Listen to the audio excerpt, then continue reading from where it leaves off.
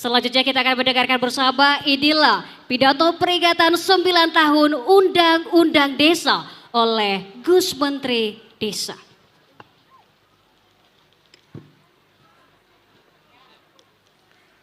Assalamualaikum warahmatullahi wabarakatuh.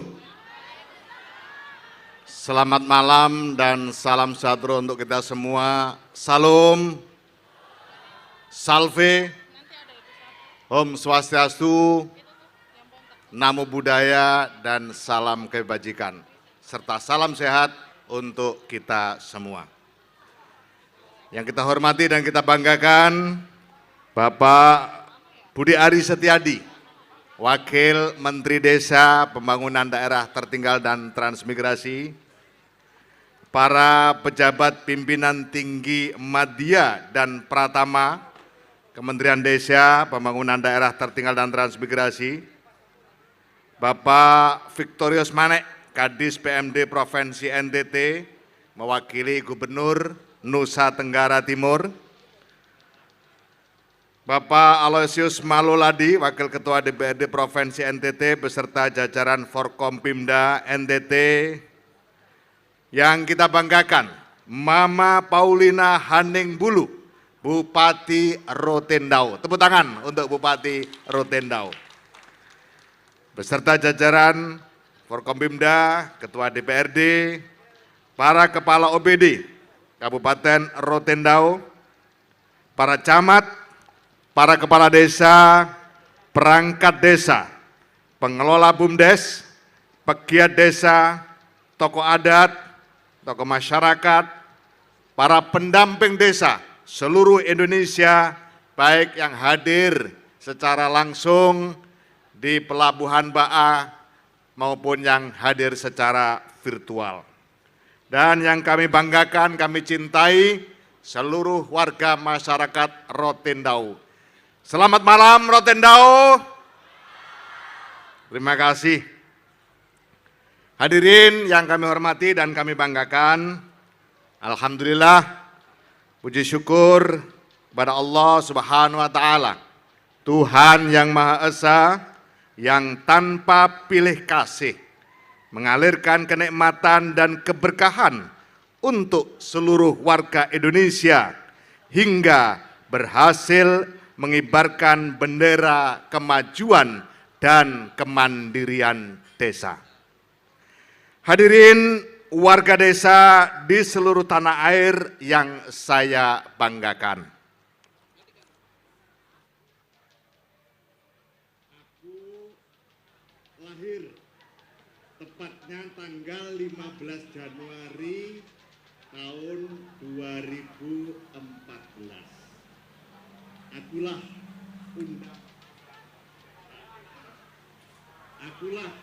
Undang-Undang nomor 6 tahun 2014. Aku hadir untuk Indonesia dan desa dengan lahirku, dengan hadirku mendapat tempat istimewa dalam konstitusi Indonesia. Yang ini di Pulau Jawa, Madura dan Bali disebut desa. Negeri dikenal di Maluku, nagari di Sumatera Barat, kampung dan Banten di Papua, dusun di Jogja, kampung di Aceh, hutan dan huria di Sumatera Utara, dusun dan marga di Sumatera Selatan, Lembang di Toraja, benua di Kalimantan, di NTT disebut Nusa dan Temukang. Sejak lama desa-desa yang beragam di Nusantara ini telah menjadi basis penghidupan masyarakatnya. Desa-desa memiliki otonomi dalam mengelola penduduknya, peranata lokal, hingga sumber daya ekonominya. Itulah mengapa desa menjadi ujung tombak penyelenggaraan urusan pemerintahan, pembangunan, dan pemberdayaan masyarakat. Singkatnya, desa adalah fondasi Indonesia. Desa adalah akar tunggang Indonesia. Desa adalah jangkar Indonesia.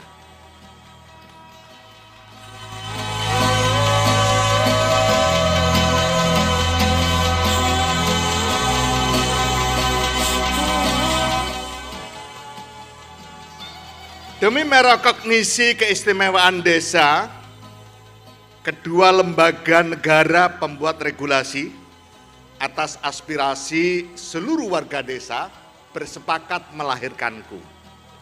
Aku lahir mengiringi reformasi multimediasi di tahun 1998. Aku adalah wujud dongeng dari Undang-Undang Nomor 32 tahun 2004 tentang pemerintahan daerah. Kelahiranku ditunggu dan didamba seluruh negeri. Tidak seperti bayi yang lahir di Indonesia yang acap kali tidak menyadari tujuan hidupnya. Kelahiranku menggenggam tujuan yang pasti, terikat oleh banyak janji. Berjuta harapan, asa, dan cita-cita bangsa ada di pundakku, yaitu mewujudkan masyarakat yang adil, makmur, dan sejahtera. Itulah amanat Undang-Undang Dasar 1945. Proses kelahiranku dibantu oleh banyak dokter dari berbagai klinik. Semestinya kelahiranku dibantu oleh 560 dokter. Tapi kenyataannya pada saat itu kelahiranku hanya dibantu sekitar 379 dokter. Ada yang dari klinik fraksi Partai Demokrat, klinik fraksi PDI Perjuangan, ada juga dari klinik fraksi Partai Golongan Karya, fraksi Gerindra, fraksi Partai Nasdem, fraksi Partai Keadilan dan Sejahtera, fraksi Partai Amanat Nasional, fraksi Partai Persatuan Pembangunan, fraksi Hanura, dan fraksi Kebangkitan Bangsa. Nah, yang terakhir itu, Partai Kebangkitan Bangsa adalah klinik tempat praktek Menteri Desa, Pembangunan Daerah Tertinggal dan Transmigrasi Gus Halim Iskandar. Sedang direktur utamanya, ketua umumnya adalah Gus Muhaimin Iskandar yang kini Wakil Ketua DPR RI. Sejak awal kelahiranku, aku mulai mengarahkan perubahan paradigma pembangunan. Paradigma membangun dari beranda Indonesia, membangun dari desa, membangun dari pinggiran, membangun dari perbatasan Indonesia.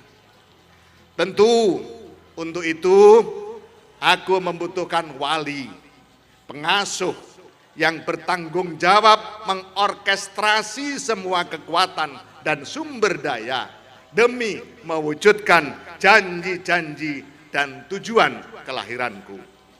Pengasuh dan waliku adalah Kementerian Desa, Pembangunan Daerah Tertinggal dan Transmigrasi yang dilahirkan oleh pemimpin kita, Bapak Presiden Joko Widodo.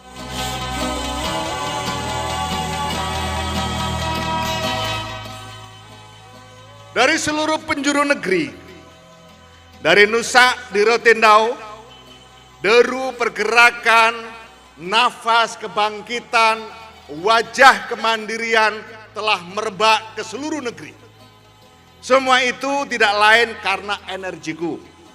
Salah satu energiku adalah plasenta yang mengiringi kelahiranku. Warga desa Indonesia kini mengenalnya dengan dana desa. Sepanjang tahun 2015 hingga 2022, sebanyak 468 triliun lebih dana desa disalurkan ke 74.961 desa seluruh penjuru Indonesia.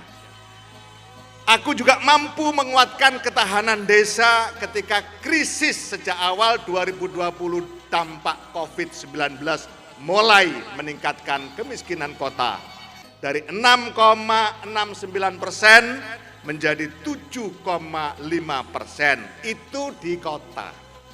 Nah, justru di desa kemiskinan turun sebesar 0,32%, dari 12,85% menjadi 12,29%. Begitu pula ketika bicara ketimpangan di kota yang sudah sangat tinggi dan terus melonjak dari 0,390 menjadi 0,403, sedangkan ketimpangan desa tetap lebih rendah dari ketimpangan kota dan menurun 0,320 menjadi 0,314.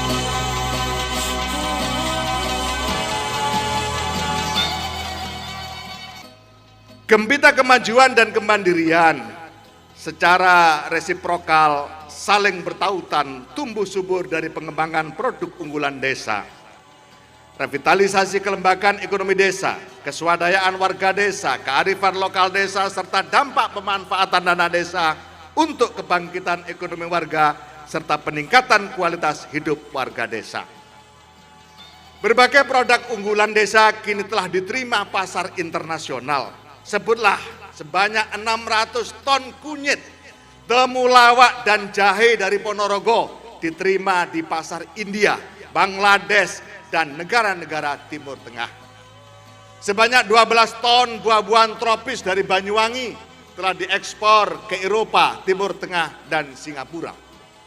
Produk songket dari Deli Serdang telah diekspor ke Dubai, Australia, Jepang, Jerman, Malaysia, Singapura, dan sebanyak 10 ton porang dari Lombok Utara sudah masuk pasar Korea, Amerika, dan Jepang. Kopi dari Aceh juga sudah bisa dinikmati di Inggris, Amerika Serikat, dan Belanda. Tepung mokaf dari Banjarnegara sudah laku di Turki. Bahkan nilai ekspor produk dari desa kini tidak kurang dari 20 miliar rupiah. Ke depan akan banyak lagi produk desa-desa di Indonesia berupa kopi, beras organik, kopra, rumput laut, vanila, mete, produk anyaman, pisang Cavendish, lada putih, hingga ikan koi siap bersaing secara kompetitif dan siap diperdagangkan di pasar internasional. Kelembagaan desa kini semakin lincah menggerakkan dan meningkatkan ekonomi warga desa. Register Badan Hukum BUMDesa sampai tanggal 12 Januari beberapa hari yang lalu mencapai 11.994 BUMDesa dan 863 BUMDesa bersama. Dengan unit usaha PT LKM, BUMDesa Tibu Beneng, Kabupaten Badung sudah dipercaya menyalurkan pembiayaan ultra mikro atau UMI. Ini akan segera disusul oleh 41 BUMDesa bersama di Jawa Timur yang kini sedang proses asesmen. Transformasi UPK XPNPM Mandiri Pedesaan semakin menggembirakan. Sampai 12 Januari beberapa hari yang lalu, sebanyak 952 dari 1.914 UPK XPNPM Mandiri Pedesaan telah melakukan musyawarah antar desa untuk transformasi menjadi BUMDesa bersama. Dan sebanyak 1.317 BUMDesa bersama transformasi UPK sedang dalam review inspektorat daerah, serta sebanyak 591 BUMDesa telah berbadan hukum BUMDesa bersama LKD.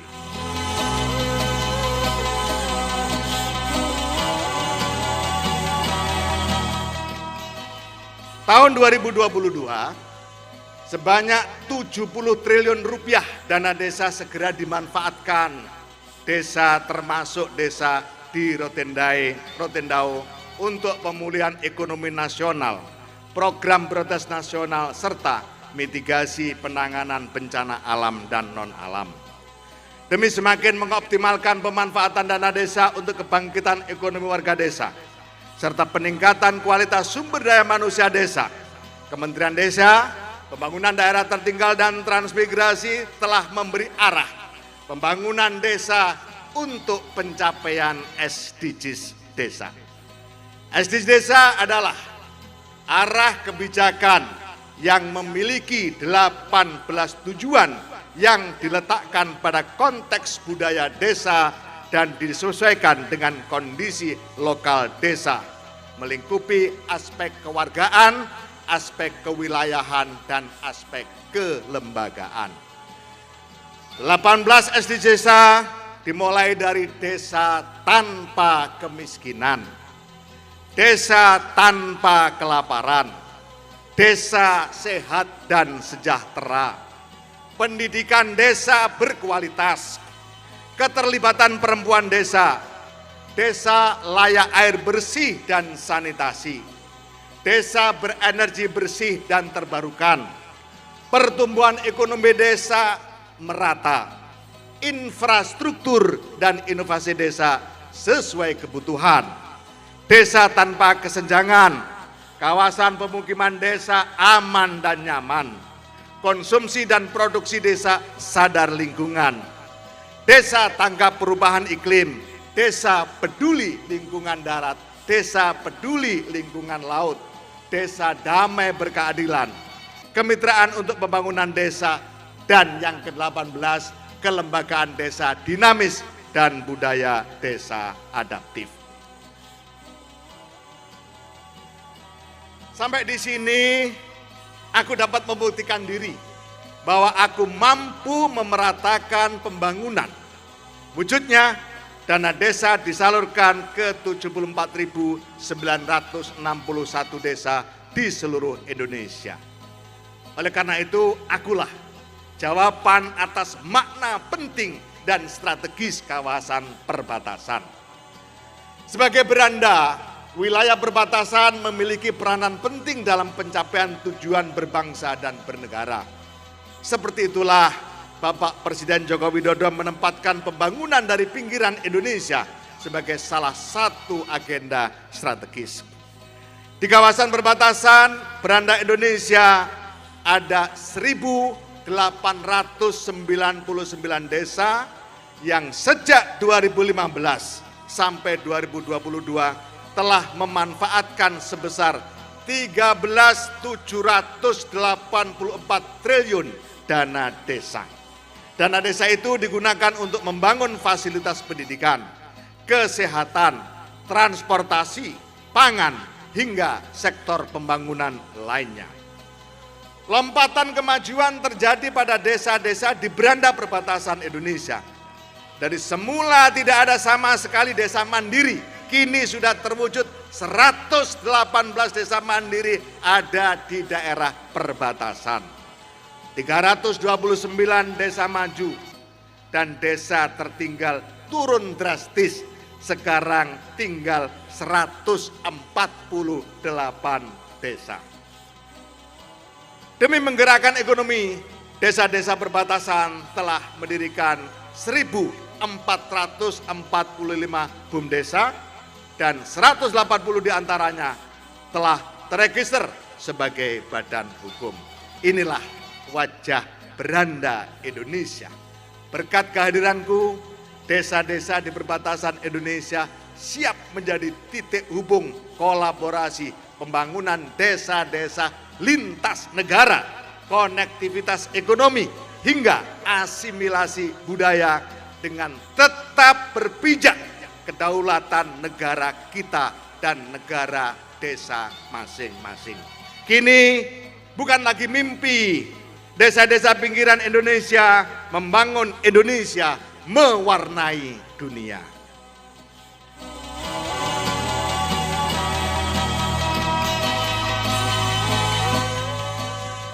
Demi melebarkan sayap kemanfaatan, aku telah meminta dana desa dapat digunakan untuk operasional pemerintahan desa sebesar 3% dari dana desa. Ini karena cintaku kepada kepala desa. Dana desa juga aku minta bisa dimanfaatkan untuk ketahanan pangan. BUMDesa bersama peternakan terpadu berkelanjutan dapat menjadi contohnya seperti di Nganjuk, Kudus, hingga desa-desa di kawasan transmigrasi Dadahub, Lamuntu, Kapuas, Kalimantan Tengah. Singkatnya, dengan energi dan aku alirkan ke desa-desa, kini desa-desa telah siap menjawab ancaman krisis energi dengan pengembangan energi baru terbarukan. Desa-desa siap melesat berkomunikasi dan berkolaborasi dengan banyak pihak melalui teknologi informasi. Demi semakin mengefektifkan tata kelola pemerintahan desa, aku siap operasi bedah untuk masa jabatan kepala desa 9 tahun. Karena itulah aspirasi dari desa dan diyakini dapat mengefektifkan pemerintahan desa.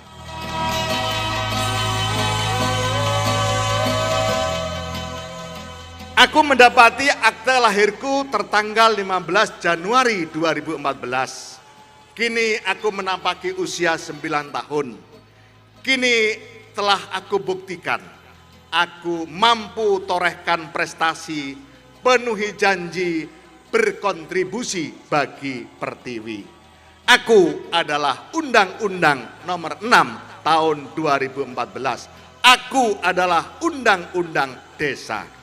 Aku senang Indonesia mensyukuri kelahiranku dengan menggelar Selamatan Desa.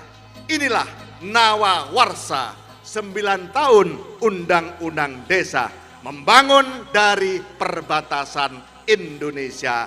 Percaya desa, desa